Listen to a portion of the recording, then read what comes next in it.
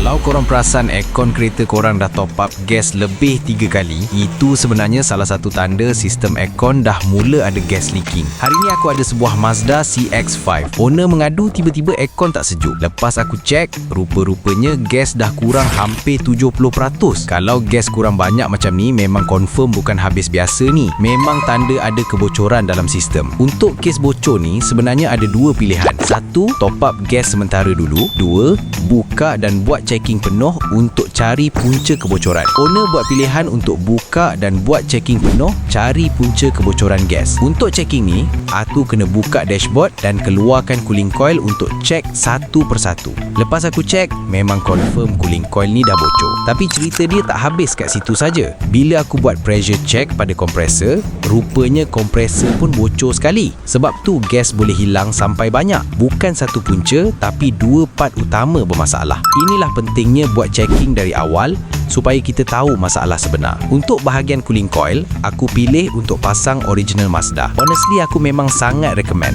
Bila cooling coil dah bocor atau rosak, make sure guna original balik. Sebab cooling coil ni bukan komponen biasa. Dia agak susah nak buka dan kos buka dia pun agak tinggi. Untuk model Mazda ni, bila cooling coil rosak atau bocor, satu dashboard kena buka keluar sepenuhnya. Dan buka dashboard ni bukan kerja senang. Mekanik kena fokus betul-betul. Bukan setakat buka pasang skru saja, tapi wire, soket, marking dan kedudukan asal dashboard semua kena masuk balik dengan tepat. Sebab tu untuk part yang susah buka dan kerja besar macam ni, buat sekali, guna barang yang betul supaya tak perlu buka dashboard dua kali. Untuk korang yang belum mampu buat checking, mungkin sebab masa atau kos, sebenarnya boleh request mekanik top up gas sementara dulu. Tapi ada satu benda penting korang jangan tinggal. Bila top up gas, make sure isi minyak kompresor sekali.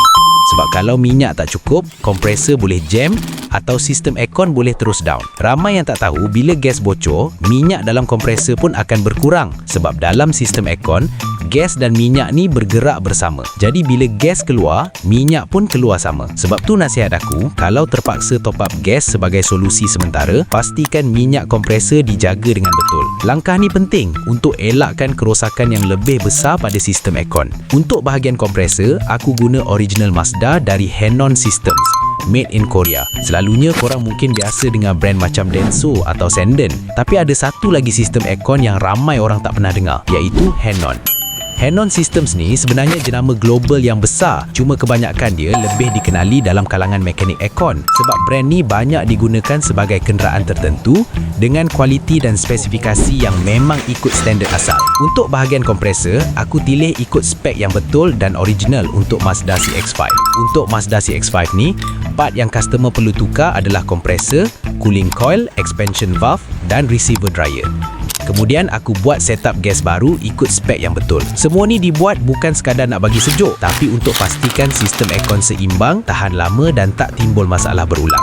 Apapun, aku nak ucapkan terima kasih banyak kepada owner Mazda CX-5 ni sebab memudahkan kerja dan meluaskan masa untuk aku troubleshoot masalah aircon kereta dia dengan betul. Bila owner bagi kepercayaan penuh, barulah mekanik boleh buat kerja dengan tenang, teliti dan ikut prosedur yang sepatutnya. Disebabkan kereta korang lah, AC Tech boleh hasilkan konten yang bermanfaat, berkongsi ilmu tentang aircon kereta.